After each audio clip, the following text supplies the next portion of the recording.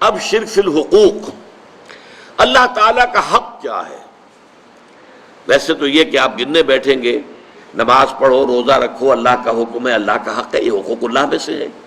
اپنے مال میں سے زکوٰۃ ادا کرو، یہ اللہ تعالیٰ کا حق ہے، اس کو ادا کرو۔ تو یوں تو بہت سے، اللہ کی راہ میں جہاد کرو،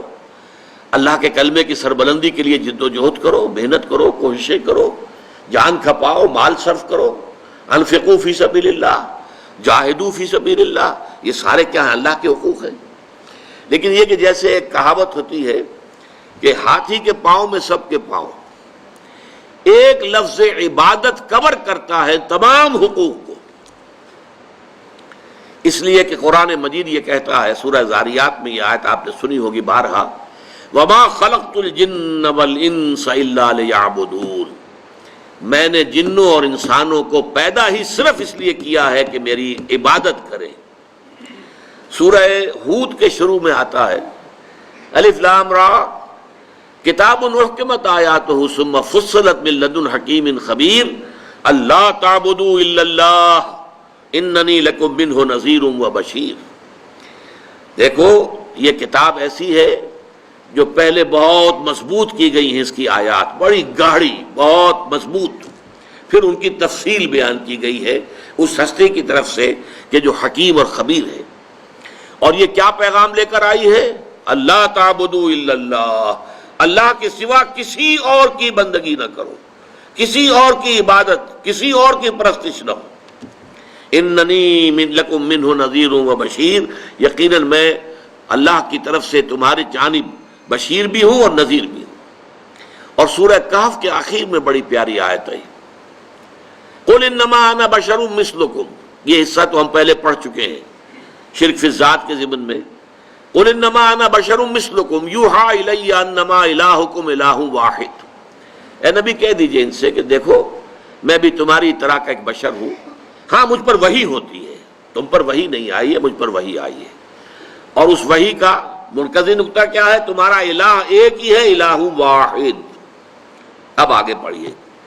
فمن کان یرجو لقاء ربہ فلیعمل عملا صالحا ولا یشرک بعبادت ربہ احدا، تو جو کوئی بھی تم میں سے امیدوار ہے اپنے پروردگار سے ملاقات کا، اسے خیال ہے کہ جانا ہے ایک روز اللہ تعالیٰ کے حضور میں حاضری دینی ہے، حساب کتاب ہوگا، اس کے سامنے کھڑے ہونا ہوگا، اما من خاف مقام ربہ ونہى النفس عن الہوى، تو اسے کام دو کرنے چاہیے، عمل کرے اچھے اور اپنے رب کی عبادت میں شرک نہ کرے، اپنے رب کی عبادت میں کسی کو شریک نہ کرے۔ یہ شرک فی العبادت جو ہے یوں سمجھیے کہ یہ شرک فی الحقوق کی جامع ترین تعبیر ہو جائے گی۔ اگر عبادت میں سے شرک نکل جائے تو گویا کہ اللہ تعالیٰ کے حقوق جملہ پورے کے پورے صحیح ادا ہو جائیں گے۔ اب یہ عبادت کیا ہے؟ عبادت کا جو ایک تو ہمارے ذہنوں میں تصور جو ہے، ہمارا جو زوال کا عرصہ ہے، کئی صدیاں بیت گئیں، کوئی غیروں کے غلام رہے، کوئی اپنوں کے غلام رہے، شہنشائیت کا دور رہا، مسلمانوں کی شہنشائیت، اور پھر یہ کہ غیروں کی کولونیل دور آ گیا۔ ہوتے ہوتے عبادت کا تصور سکڑ کر رہ گیا، نماز، روزہ، حج، زکوٰۃ یہ عبادات ہیں، اللہ اللہ خیر صلی اللہ۔ حالانکہ عبادت کا مطلب کیا ہے؟ عبد سے بنا ہے، غلام جو ہمہ تن مطیع ہوتا ہے اپنے آقا کا،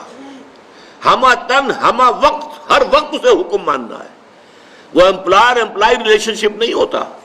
کہ 8 گھنٹے کی ڈیوٹی ہے صاحب، اس کے بعد میں جا رہا ہوں، السلام علیکم، میرا کام ختم ہو گیا، نہیں۔ یا آپ نے کسی کو رکھا تھا اینٹیں ڈھو رہا ہے یا کچھ اور مزدور ہے، شام کو وہ فارغ ہے، اس کے بعد وہ بھی آزاد ہے اور آپ بھی آزاد ہیں، آپ کا بھی ایک ہی ووٹ ہے، اس کا بھی ایک ہی ووٹ ہے، آپ اس ملک کے جو ہے شہری ہونے کے ناطے سے ایک دوسرے کے ساتھ برابر ہیں، آپ کو کوئی اونچا رتبہ حاصل نہیں ہے۔ لیکن غلام اور آقا کا تو زمین و آسمان کا فرق، وہ مملوک ہے اور وہ مالک ہے۔ وہ مالک جو ہے جب چاہے اور جو چاہے حکم دے، اس غلام کا کام یہ ہے کہ مانے، رات کو حکم دیے، دن میں حکم دے۔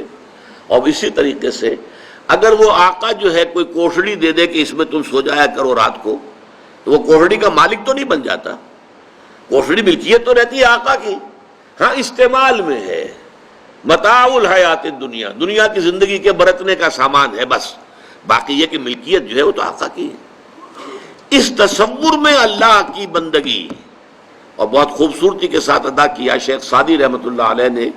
زندگی آمد برائے بندگی، زندگی بے بندگی شرمندگی،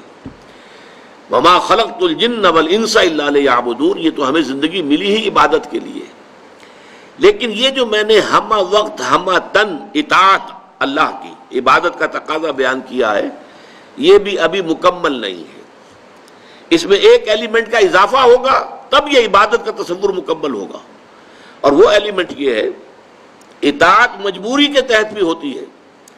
ہم انگریزوں کی اطاعت کرتے تھے، مجبور تھے، کیا کریں، انہوں نے ہمیں فتح کر لیا، بزور شمشیر فتح کیا ہندوستان کو، اب ہم مجبور ہیں اس کا حکم ماننے کے اوپر، تو جبری جو اطاعت ہے وہ عبادت نہیں کہلائے گی۔ عبادت کے لیے ہوگی کہ وہ اطاعت محبت کے جذبے سے سرشار ہو کر کی جا رہی، اللہ کی محبت کے جذبے سے سرشار ہو کر ہمہ تن ہمہ وقت ہمہ وجوہ اطاعت۔ اب یہ دونوں چیزیں جو ہیں عبادت کے دو جز ہو گئے، ایک جز اطاعت کلی ہمہ وقت ہمہ تن ہمہ وجوہ، اور ایک محبت، اور محبت بھی شدید ترین، والذین آمنوا اشد حبا للہ، جو لوگ کے ایمان والے ہیں حقیقت میں ان کی تو شدید ترین محبت اللہ سے ہوتی ہے۔ ان دونوں میں کیا رشتہ ہے، کیا تعلق ہے، کیا ریشیو پروپورشن ہے، اس کی خوبصورت ترین مثال یہ ہے کہ ایک ہمارا جسم ہے، یہ نظر آ رہا ہے، 2.5 من کا یہ جثہ ہے، یہ سب کچھ جو ہے سامنے ہے، ظاہر ہے، لیکن ایک اس کی جان ہے، وہ نظر نہیں آتی۔ اس جسم میں وہ جان نہ ہو تو یہ جسم گل جائے گا، سڑ جائے گا، جلد از جلد اس کو قبر میں اتارنا ضروری ہو جائے گا، وہ جان نظر آنے والی شے نہیں ہے، لیکن اس جسم کا سارا وجود اس جان کے اوپر منحصر ہے، وہ جان ہے تو یہ سب کچھ ہے، اور جان نکل گئی تو یہ کیا ہے، وہ تو پھر ایک عناصر ہے جو منتشر ہو جائیں گے، تھوڑا وقت لگے گا، اس کے بعد سب کے سب تحلیل ہو کر ختم ہو جائیں گے، یا جو حشرات الارض آ کر کھا پی جائیں گے اس کو۔ اسی طریقے سے سمجھ لیجئے کہ عبادت کا جو جسد ظاہری ہے وہ ہے اطاعت۔ اطاعت جب انسان کرتا ہے تو نظر آ جاتا ہے، آپ نے اللہ تعالیٰ کے حکم کے مطابق نماز پڑھی، نظر آ گیا آپ نے نماز پڑھی ہے، آپ نے اللہ تعالیٰ کے حکم کے مطابق روزہ رکھا ہے، سب کو معلوم ہو گیا کہ انہوں نے روزہ رکھا ہے، اطاعت نظر آتی ہے، لیکن اس محبت کا معاملہ کیا ہے وہ نظر نہیں آتی، وہ اندر کی شے ہے۔ لیکن اگر وہ محبت نہیں ہے تو یہ جسد ہے ایسے جسد کے مانند جس میں جان نہیں ہے۔ اطاعت جو ہے عبادت تب بنے گی جبکہ اس کے اندر محبت کی شیرینی، محبت کی حلاوت شامل ہو جائے، اللہ تعالیٰ کی محبت جو ہے وہ اس کے اندر رواں ہو، جاری و ساری ہو، سرایت کر جائے پورے وجود کے اندر، تب وہ عبادت بنے گی۔ اس کو بہت خوبصورتی کے ساتھ امام ابن تیمیہ کے شاگرد رشید حافظ ابن قیم نے بیان کیا ہے کہ العبادت تجمع اصلین، عبادت دو چیزوں کو، دو بنیادی چیزوں کو جمع کرنے سے وجود میں آتی ہے۔ وہ دو چیزیں کیا ہیں؟ غایت الحب مع غایت الذل والخضوع، حد درجے کی محبت اللہ کے ساتھ، حد درجے کی محبت، اور حد درجے میں اللہ کے سامنے اپنے آپ کو جھکا دینا، بچھا دینا، اپنے عجز اور تذلل، عاجزی، اطاعت گزاری، اطاعت شعاری، اس میں بھی انتہا کو پہنچ جانا، یہ دو چیزیں جب جمع ہوتی ہیں، العبادت تجمع اصلین، غایت الحب مع غایت الذل والخضوع، تب جا کر عبادت مکمل ہوتی ہے۔